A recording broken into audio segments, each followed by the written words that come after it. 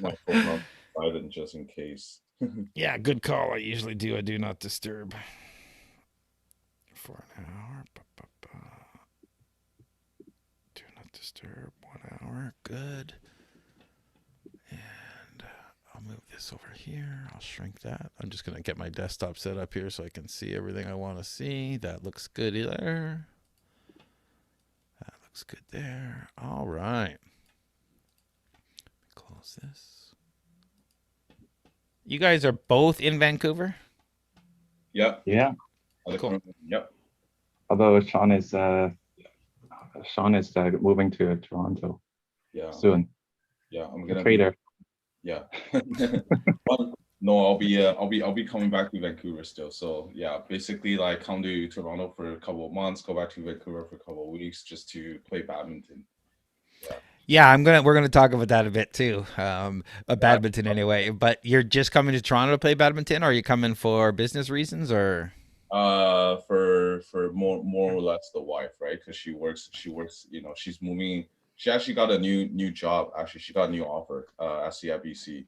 Yeah, Vince, Fantastic. I'll tell you later today. Yeah, she got a new job offer at CIBC headquarters. So yeah, moving her up 2 levels, and then yeah, with increased title and pay and stuff like that. So yeah, then kind of moving there because like she wants to be in finance. So you know how they are.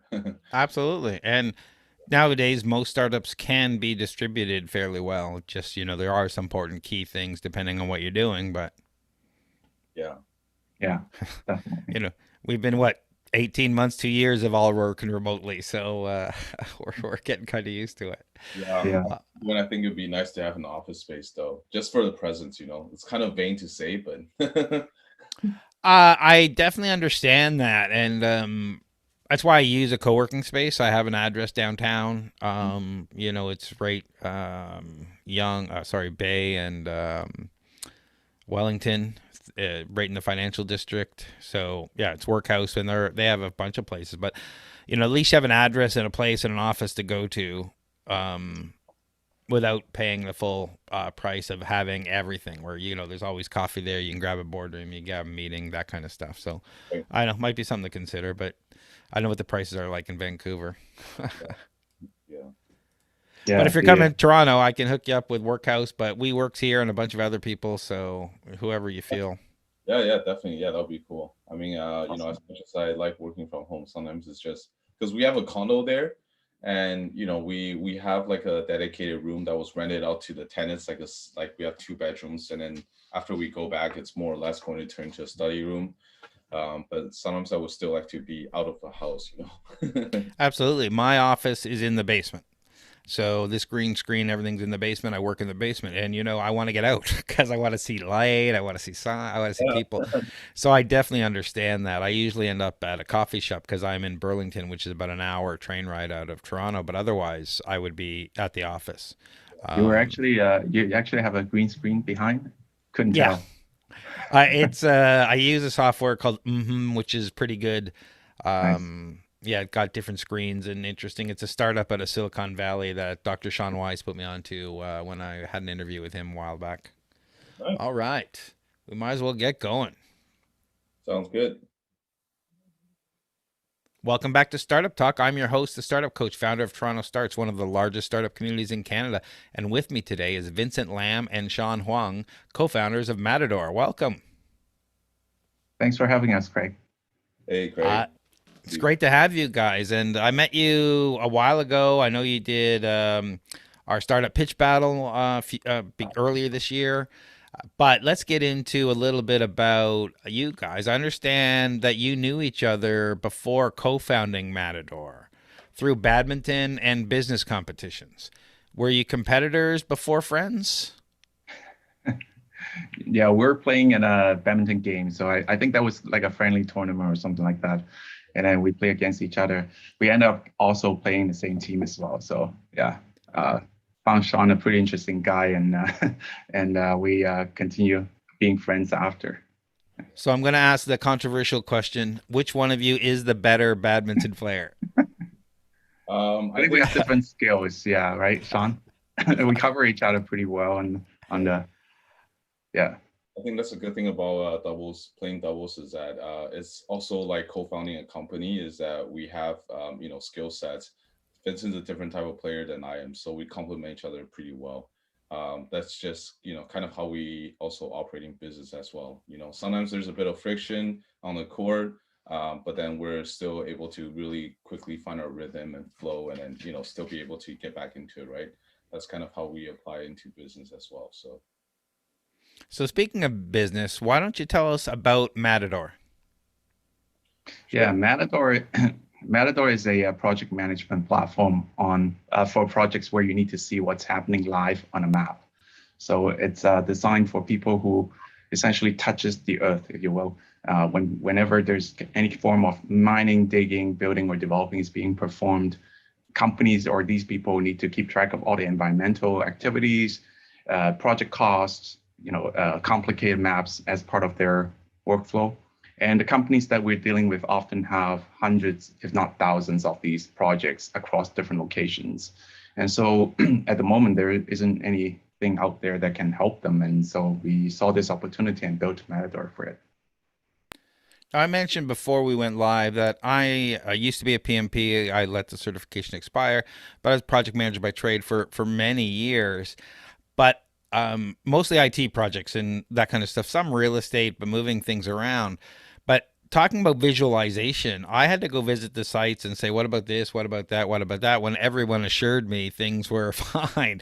So I can imagine that when you expand that to mining and construction and all these other projects where you have massive amounts of equipment and people and different locations, that it's got to be really complex to track everything. So how does Matador put all that together?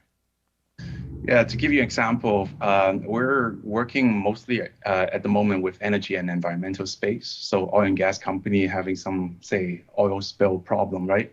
So when a environmental consultant or scientist go on the site and start assessing the damage, they will look at things like how close is it to the residential area, to the water body, and things like that. So, and they will be making use of the map to know how far it spreads. The first thing they want to make sure is that, for example, the oil doesn't hit the underground water or the water body. In that case, it's going to cost them a lot more to fix it than not. So Matador actually helped them being able to assess the site prior to going on site. And while they're on site, they can actually make annotation on the map and keeping track of all the notes, and also providing the estimation of the cost based on what they have seen in real time.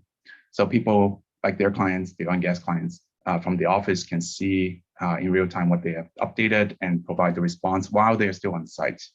Mind that these sites can be quite remote and take hours of driving, if not like having to fly out to there. So you want to make the best use of their time while they're there to minimize the travel costs as well.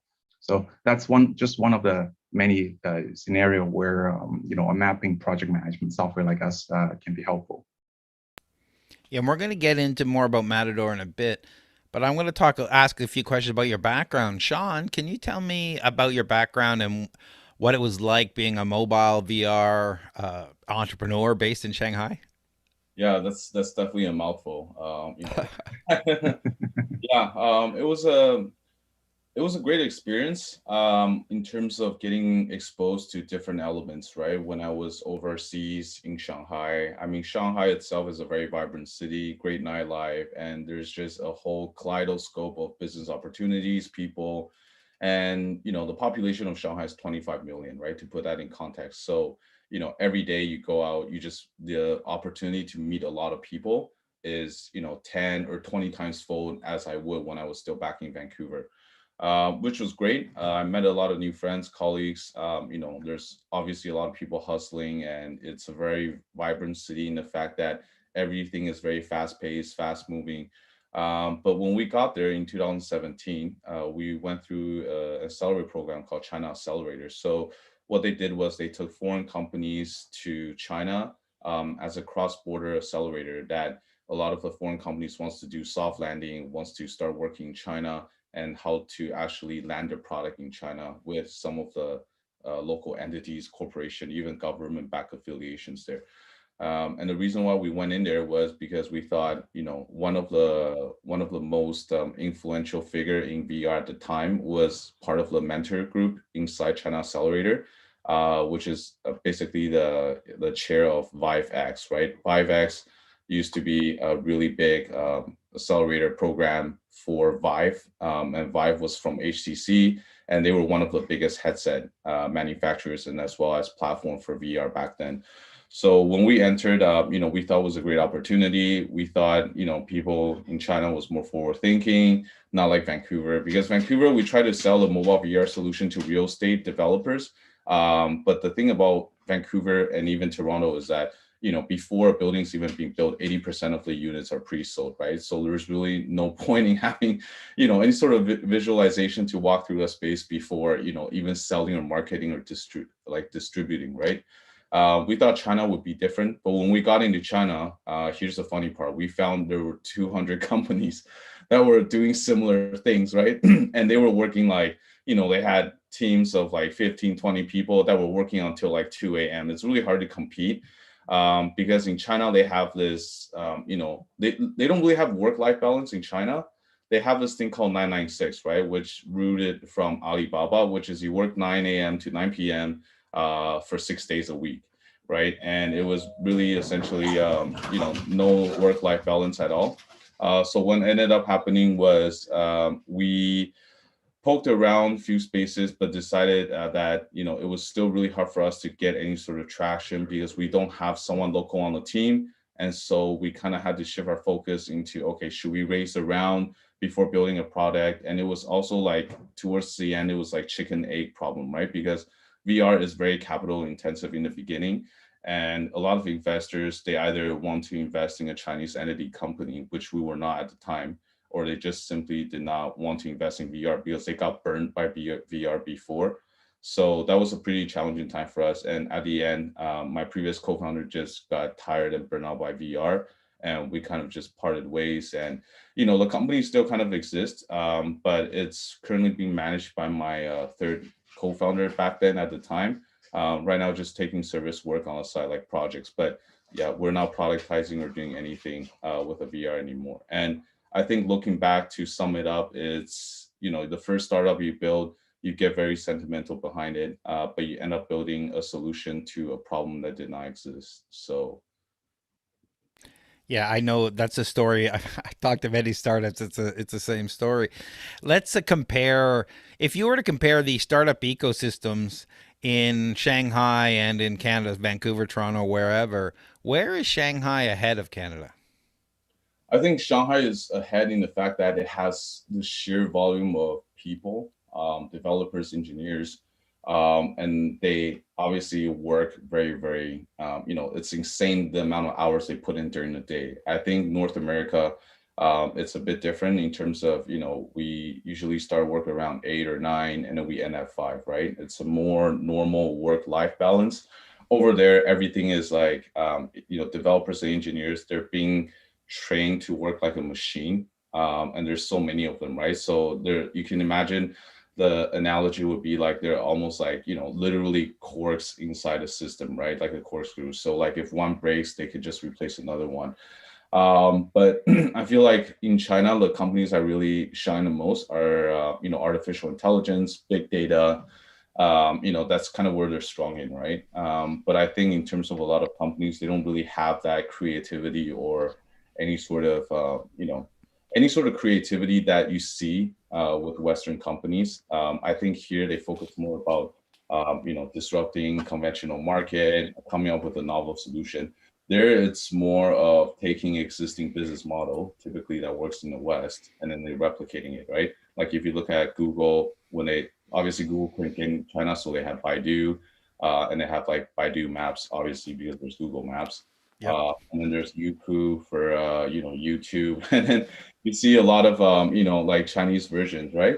But funny thing is, recently there's Chinese companies that their business model is now being replicated in the West. So yeah, it's an interesting time for sure. But one of the most powerful software that we've seen when I was in China was well, we wanted to build a cloud rendering 3D software platform, right? So you can upload any 2D schematics, upload it onto the platform, erect 3D models, and be able to walk through it using VR. That's kind of what we wanted to build. But we started with VR, kind of worked backwards, but there was already a company doing that. And then now I'm seeing there's a lot of companies.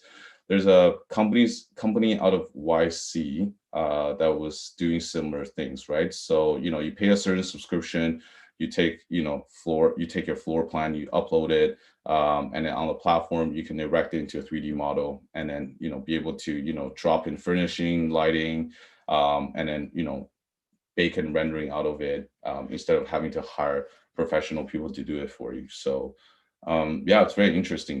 Before you see, the China copying the West, now you see the West kind of copying China, and yeah, over again. So Wherever the good ideas and where there's money to be made, you'll find that people copying each other. Yeah. Vincent, you're a third-time founder. Can you tell us about your past projects? Yeah, for sure. So after Sean, finished up his VR company, we met up in a coffee shop and started talking about our next project. There was a time both of us are actually looking for ideas and wanted to try new things as an entrepreneur. And at that time I was like super passionate about the geospatial, like auto mapping stuff, right? And then Sean came back with the experience around the VR, AR stuff. I was like, hey, why don't we build something like merging these two together? So ended up we created Locus. It's a company doing geospatial augmented reality. So what that means is like you can dispatch virtual objects to real life locations in live scale. So for example, you can dispatch a car in front of your driveway, or an entire building in the middle of a construction zone. So for architects, for construction developers to see how it looks after it's built and things like that, right? It's super cool. But so we created a product, created a demo, and again, kind of blocked by all these hardware and the market readiness of it. Like people still have to hold up an iPad or a phone in order to see it through, a small lens, and it's not really that ready yet for especially people on site wearing gloves and doing, all these heavy duty work. They don't want to use devices or break it. So yeah, that was one of the idea that we tried and haven't been successful. And the other one that we started off is with a mutual friend of ours who worked at a body shop as a body shop owner. He has an idea of, helping people to bring their damaged car or find estimation of their damages in an easier way. So right now, traditionally, you have to, when you have a dings and dents on your car, what's the first thing you do? You have to bring your car to different shops for if you want quotes and compare the pricing, right? And then it's really time consuming. You have to book time, you have to get your time out of the busy life and work. And then sometimes the shops are just withholding information. They want to close your deal right off the bat and kind of saying that they're giving you the best deal ever.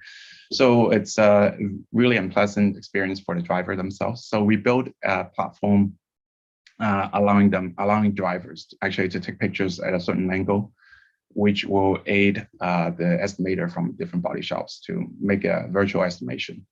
And then after they take those photos, with our platform is going to dispatch it to multiple nearby body shops. So within hours, they will get 5 to 10 different estimations from body shops around them, and they can start comparing and choose which one to reach out for, right? To ask questions and other things like that. So it's actually saved a lot of time for drivers and hassles for especially people who are not really into the mechanics. So yeah, we started launching that, and that was the time when COVID hit, I think, right, Sean? That was 2019, end of 2019. Yeah. We literally launched a campaign, and then a month later, the restrictions started to come in, and people stopped driving, of course. Nobody is going to the shops, like the body shops. And so it was the worst timing ever. And we ended up, again, having to park that idea aside. And actually, silver lining of that is that that was around the time when we actually started Matidor, our third idea. We thought, it doesn't work out. Okay, so let's pivot. Instead of pivoting the company, actually, we created a new company called Matidor and start working on this idea. So lesson learned, I think it's for us, like we don't mind failing. And the thing is that we wanted to make sure that we're not investing too much before finding out whether it works or not. And both of the experience, luckily, has been quite fast in terms of the feedback and the understanding that it's not going to be anytime soon, that type of thing. So, and I'm really glad that we were making a swift decision on just stopping it and moving on to the next one, rather than trying to keep pouring money on it. So yeah, that was the two that we worked together, me and Sean, before Matador. So it was a great experience. So we learned actually a lot by working together as well during these two experiences. Yeah, so that's my past life. So I like to say that opportunity cost is infinite, meaning if you're working on Matador, you're not working on any other number of ideas that are floating around in your head, because serial entrepreneurs usually have all these things. So why this opportunity? Why this company? We when we were working with at Locus, like the geospatial AR company, we started talking to a lot of different folks. Like we were doing market validation, talking to, architects, construction companies, environmental companies, energy companies, like everyone basically, trying to figure out where is the best fit for the product. During those conversations, a lot of other ideas starting to spawn. Like people are telling us different problems than the ones that we're solving right now. And so when we compare notes and when we go back and do a retrospective, it kind of formed in both of our heads that, hey, like seems to be a recurring theme of project management issue in this space, as in like the project management of lots of locations. So not like a building, right? Like not a very detailed workflow on building a high rise, but merely like a lot of different open locations. How do they track things, and especially with maps involved. So part of my background was GIS, and also I had worked at Dassault System as a product manager before. So during that time, I was able to talk to a lot of users as well back then. So it gave me an idea, again, reconfirming that, okay, this is actually still a problem for these field consultants or professionals, that they don't have an easy way to access information or share their maps and things like that.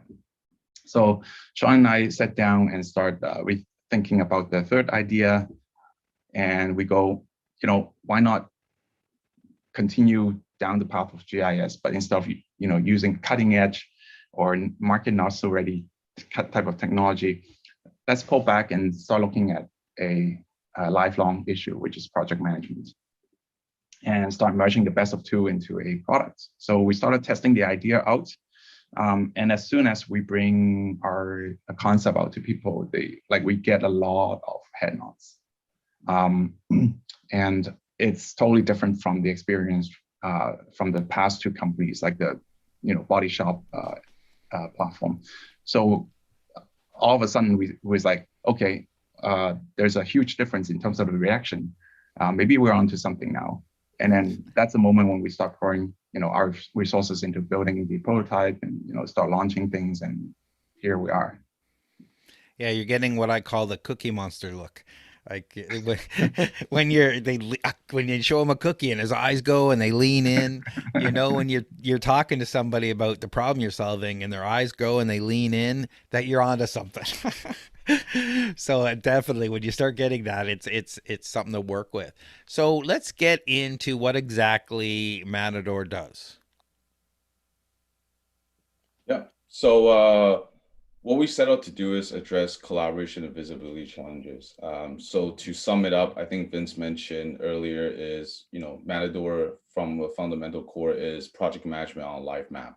The reason why we say that is because we want to differentiate ourselves from other mapping software that are very complicated or too cumbersome to be used by everyday user, right? So traditionally, mapping software like ArcGIS from Esri or any other GIS software like geospatial information systems, you need to have a GIS specialist dedicated, trained, and be able to operate it. Typically, when you're out in the field, a lot of companies don't have that luxury to message, email, or even get in touch with their GIS personnel to, spin something up. If they need to draw something on a map, annotate, or upload any sort of geospatial information onto the map, they need to always bug their GIS personnel. And from day one, it's always been data for a privileged few. You need to actually have a GIS specialist in house. Whereas with Matador, what we try to position ourselves is essentially the geospatial component is easy enough for non-technical user to be able to update and share with other project management functionality. So not only can you visualize your portfolio projects on map-based view, but at the same time, you can plan out your costs, expenditures, keep track of AFEs. AFEs in our industry is called approved field expenditures, so to say, and be able to assign tasks, collaborate with people in real time. The idea is that we provide a centralized one-stop shop where everyone can get aligned into looking at one thing and one thing only, instead of looking at 4, 5, 6, sometimes maybe even 7 or 8 different software just to manage the same projects in the field. And that's kind of where Matador comes in and fills that gap. It's usually what we have found, not internally, there is collaboration issue because internally for a lot of companies, especially the bigger ones, they have internal tool stack and systems and processes that are pretty robust. It's usually interfacing with external parties, right? Their clients, contractor, subcontractor, that's still very antiquated, using emails, phones, and other conventional tools of communication. So something like Matador fills that gap, not just managing internally, but also dealing with external parties when working on projects in the field. And we're talking about projects in the field, and we mentioned mining and construction across multiple sites. What other types of projects is Matador best suited for?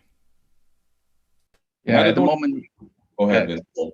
sorry, at the moment we're dealing mostly with the environmental related projects because they often are well, the nature of those are often outdoors, lots of studying on the map, lots of note taking on the map as well, and then those mapping context is impacting their decision making. For example, like how where should I pile the contaminated dirt, or how close is it to the tree line? Do I need to cut down the trees before we excavated this area, for example? These type of questions is best answered by looking at a map or even doing the site surveying. And then the answers needs to be documented somewhere as well. Traditionally has been like on paper and other things. So we find the lowest hanging fruit has been, these type of users going out in the field, doing surveying, and then answering these questions. So starting off with environmental consultants who happen to work with a lot of energy related companies like oil and gas company, utilities, pipeline. And that's where we find, that's where we're focusing right now. If anything that we learn of from the startup experience is that we got to stay focused at the moment, like picking the best customer base to go after and be the best in that segment before moving on. So although we did get a lot of requests and inbounds talking about, hey, can you deal with, say, civil engineering, agriculture, and other renewable space and other things, we haven't been putting a lot of focus on those areas yet.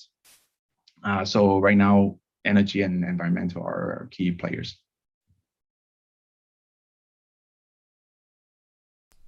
Sorry about that. That's great. So I understand you completed YCombinator this summer. What was that experience like? I talked to paper stack on Monday, and they're just starting. They just finished week 1 of the 10-week program. So what was that experience like? And specifically, what was demo day like? Yeah, good question. So I think Y Combinator definitely was an interesting experience for us, especially being remote. I think since summer of 2020 batch, they have become fully remote because of COVID. And, I think there's good and bad with being a remote batch. Before you would have to essentially, so how it works is you basically send in an application. If they like your application enough, they will invite you for a 10-minute final interview. They call it like the interview, right? So before being remote, you have to fly down to San Francisco, actually go into the Y Combinator headquarters, basically sit in with the partners and do a 10-minute interview where it's a fast, rapid, fast firing questions at you for 10 minutes, asking you about product, market size, and your team. The reason for doing that is because they wanted to really move people down to San Francisco. So let's say you get accepted into Y Combinator. Traditionally, you would need to relocate to San Francisco for 3 months, and during the 3 months, you have to deal with high cost of living through rent and other forms, right? When you're down in the Bay Area, and the issue with that is it creates a life of metaphorical fire under your butt for that 3 months. So it's either sink or swim. It kind of pushes people to really figure their like stuff out before they either crash and burn or they actually start scaling. And with remote batch, that essence was taken out. It's becoming more of a we have weekly group hours, group office hours, workshops, throughout the course where we meet online virtually. And they invite, seasoned speakers, alums to speak at different sessions where it used to be Tuesday dinner time. Now it's more of just, like founder sessions, like group batch, different events. And I think the good thing about being a remote batch is that it's more economically friendly to startups because they don't have to relocate to San Francisco. But at the same time, you also have more opportunities to engage and meet more investors prior to demo day. I think because the sheer number of companies through each batch has been increasing, like they went from 20 to 50 to 100 to 200. I think with our batch, we had, a bit over 380 companies. So on demo day, you can imagine that it's really competing for attention, right? With investors when you're, on stage. And now on demo day, it's becoming more of a shorter pitch format rather than the traditional one that they had before when it was in person. So really the investors' attention span, sometimes they might even go to a bathroom break and they miss your startups, right? Because your pitch is so short, essentially. So I think the good thing about being remote is that we had more opportunity to strategically, start talking to investors, have really great conversations before going to demo day. And I think that's one of the biggest, takeaway is that, with any sort of being remote, it's better to, get exposed to more investors in the beginning rather than towards the end. And I think we did it pretty smartly, and it had turned out pretty well for us. I mean, yeah. So Yeah, that's great. And when you ended up demo day, I've talked to a few people who've gone through this. Mark Campagna from Oxio, he went and moved to California to do it, and he was talking about it, and he mentioned he had like 100 investors meetings lined up after demo day. What was it like now that it's watered down? There's 300 odd companies pitching. What was it like for you after? Did you have 50 investors lined up to talk to you? Yeah, there is a thing called the investor list template that YC provided to us. Essentially, it's just a Excel spreadsheet with all the different columns that they suggest us tracking and so on. And in the first tab of the sheet, there's that chart showing you the different stages, like a pipeline, like a funnel, sales funnel. And when I look back at it, I saw the total number of investors that we met is 108 over a period of 2 months in general. And I would say 80% of them were met before demo day. And then we're meeting about 20 to 30 investors after demo day. We were one of the luckier company where we actually were able to complete our target before demo day. So when we actually walked in demo day and present, it took away the stress in part, like from us. And so we weren't really very aggressively going after the investor after the demo day. We did have a lot of interest and inbound coming in afterwards, and until this day, there are still, every week there are like 5 different VC firms kind of contacting us wanting to invest. But again, one of the things that we learned about from YC is that investment, the whole fundraising activity is just a full-time job. It takes so much energy and focus away from the founders. And so lesson number 1 is be focused, like know what you're trying to raise, know when you're raising, and then have a hard stop when you're done. Like don't latch on, don't let it leak on and then take away your time, right? So we followed the instruction. We started the round fundraising in August, beginning of August. The demo day was actually at the end of August. So we started about 4 weeks before demo day, met up with 70, 80 investors. And then again, we were lucky enough to complete our round before. And after demo day, there are some very attractive, like shiny investors that we wanted to talk to for sure. So we start talking to them, and then a month, and we give ourselves like 1 month after the demo day, we're going to cut it off. So the whole process was starting from beginning of August to basically last week, the end of September. And it was a blast, basically. We did fundraising before in our last 2 companies as well. Without YC and with YC is a totally different ballgame. Like people are so hyped up for YC companies. They're like with the YC badge, basically it's almost like a due diligence for them already. Like they don't ask a lot of questions, they just wanted to invest. And interestingly, one of our investors was saying, we're not worrying about the potential downside or the risk of their investment. It's the upside that we were worrying about that we couldn't get. Right. So that's kind of the mentality of the investors are, when they see something they like, they really wanted to get in fast. So that also helped us in completing the round so quickly and allowing us to get back to work. So I would definitely see YC being a huge help in that whole process. I like to say that in order to get funded, you need to meet with 100 investors in 5 weeks. It sounds like you did 108, 110 in about 8 weeks. So similar, but it's early stage startups or people who haven't done it before don't know what they're getting into, and they talk to 3 or 4 people and they give up when you're like, you really have to talk to 100. And the other thing I find that people make the mistakes, and I've said this a lot, is people go for the big checks first. I'm trying to raise $1 million. Are you going to give me 500,000? Are you going to give me 750,000? When you actually need to go for the small checks first. And once, does that make sense to you? Yeah, totally. Like getting the first check in is the most difficult.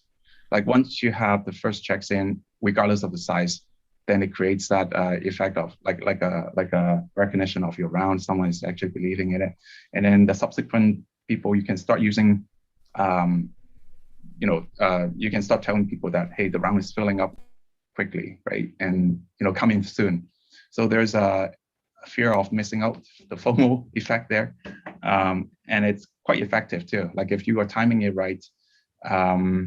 Like Sean said, if we were to do the racing around demo day or after demo day, we're competing with so many other companies, and then investors have so much choice and so little time to talk to you. And so, but before the demo day, there are some companies that are not ready to raise, and there are investors that are just wanting to come in early.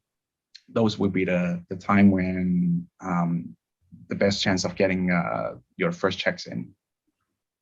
And another interesting thing we find is that there are some investors that are purely helping company to get the first checks. Like they write small checks, 25K, 50K, and they would be looking for companies that are just opening their round. Like they're part of their goal is to really help out these companies to get past that first check hurdle.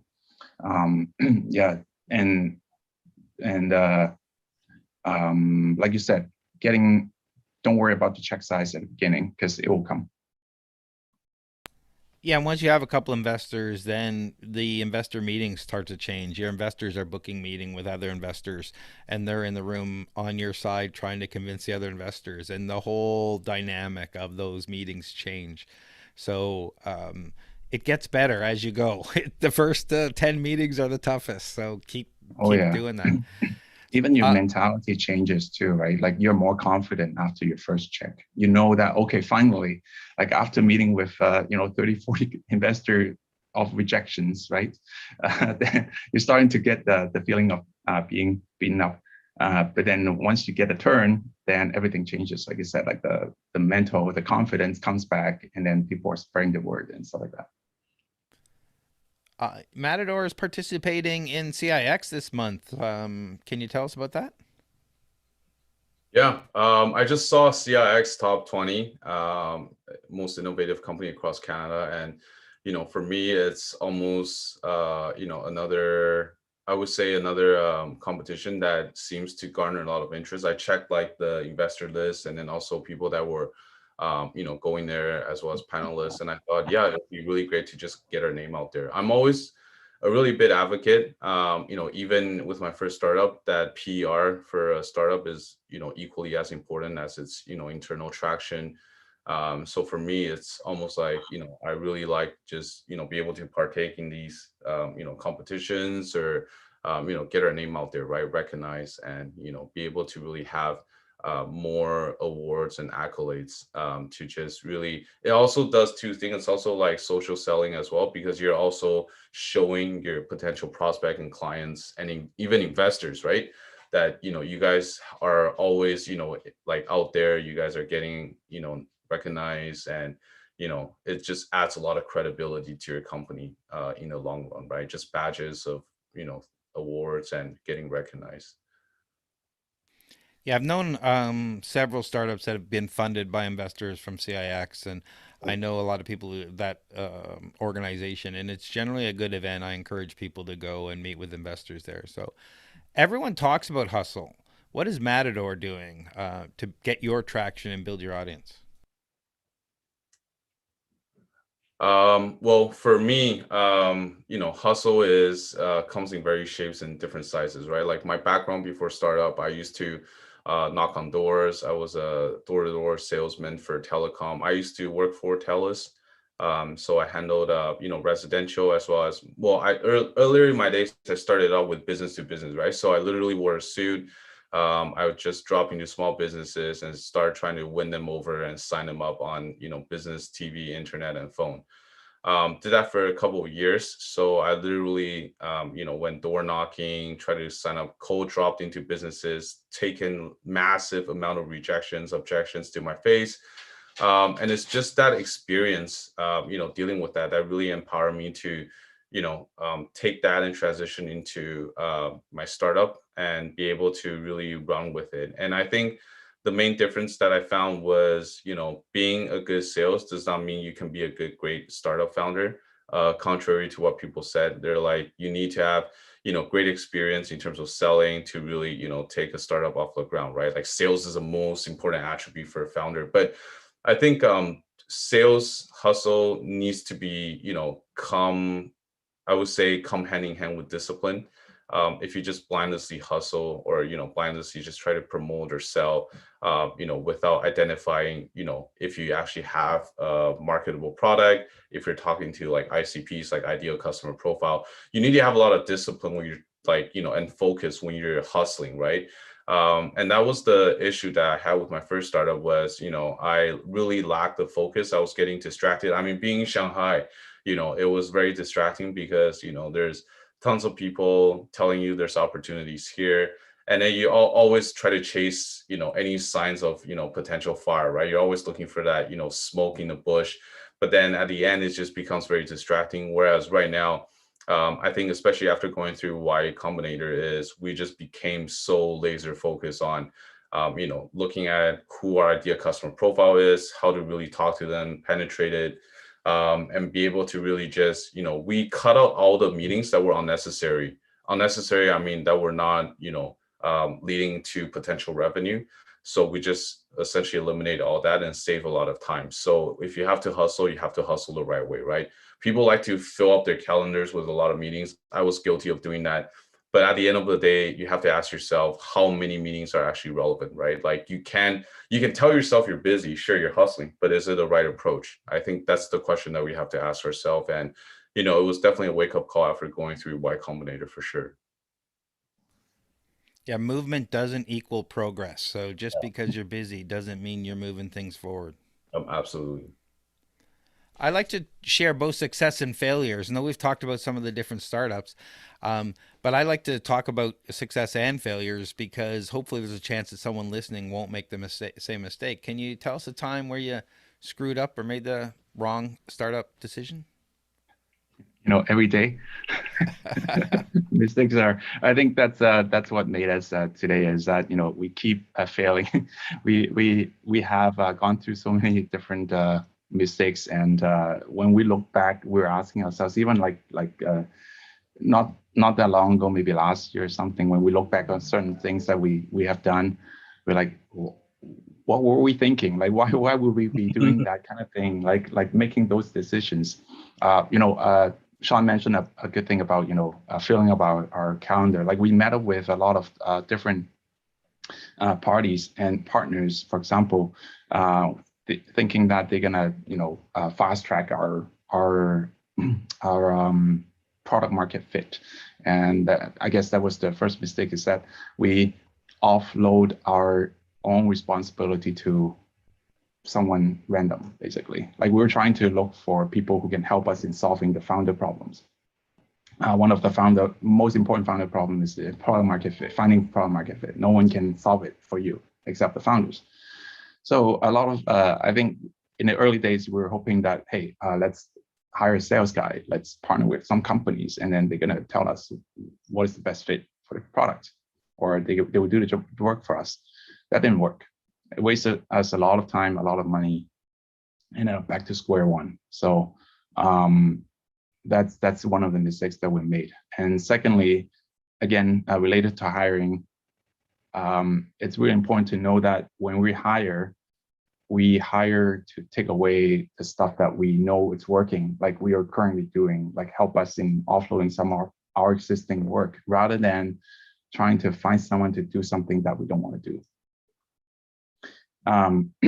So unfortunately, like being founder, that means that you have to know a bit of everything, like from product to sales to operations. Like you can't escape any of those things. You have to at least have a basic understanding of things and be able to do it yourself before you hire the person to take it over from you. Again, that's another lesson that we learn over time, is that, hey, let's just hire a product guy and the product will be there. It doesn't work like that. Yep. Yeah. Yeah, I see a lot of people who make that mistake, but they can't be talked out of it. It's one of those things I think you have to learn. What tools or resources or communities would you recommend for startups?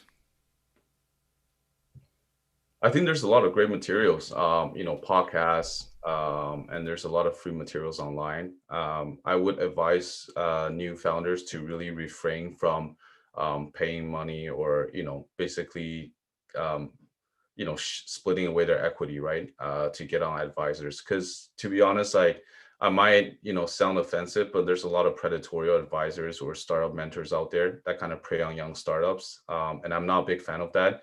And there's actually a lot of them, across Canada that we have encountered, right? And, what I would just tell founders that a lot of the resources they can find online, there's, even YCombinator has like a lot of their film, like startup school series, right? Or lectures that they can find. Y Combinator Startup School is a pretty good, boot camp as well. We actually gone through that.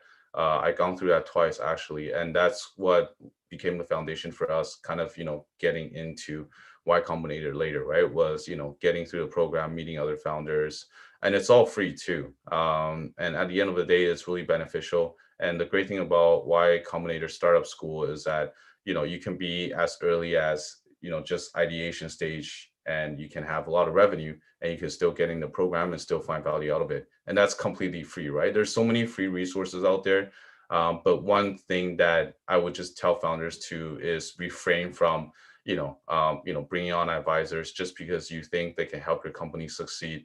Because I think a lot of more inexperienced founders, we're not saying we're a lot more experienced, but we have kind of seen a lot of things before, is that, they like Vincent mentioned, right? They like to throw money at problems, hoping it'll go away, right? Like, I don't know how to build a product, so I hire a product manager, right? I don't know how to do sales, so I hire a BD or AE, right? In the beginning, like, it should be all founder driven, and you should actually learn how to actually make yourself, more.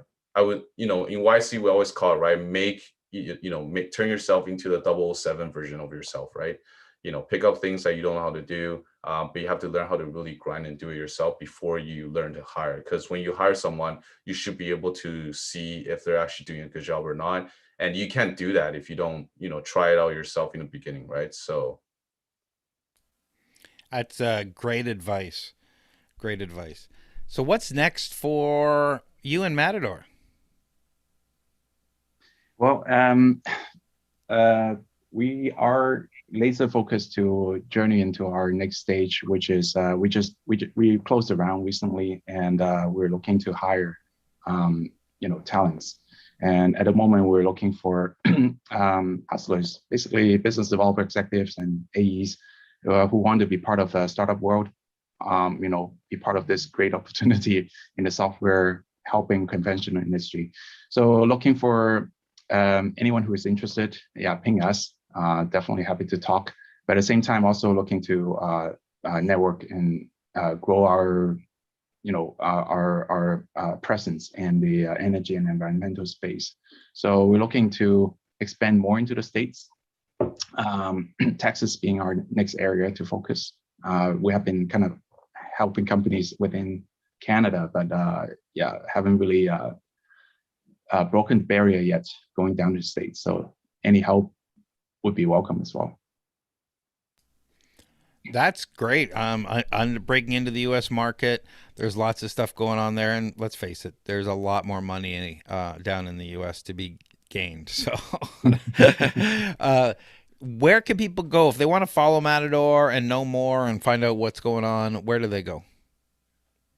So if you can see my background, follow us on Twitter, Matidor_com. So it's MATIDOR_com.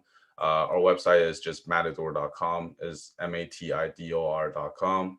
And you can also find us with the same handle on Facebook and LinkedIn as well. So you'll find all those links in the show notes. And if you click on the chapter link in your podcast app right now, you'll go to matidor.com. Thank you very much, gentlemen, for being here today and letting us know all about Matador and sharing some of your entrepreneurial experience. It's been wonderful. Yep. Thanks a lot. Thanks, Craig. And we'll talk again soon. All right. Sounds good. Take care.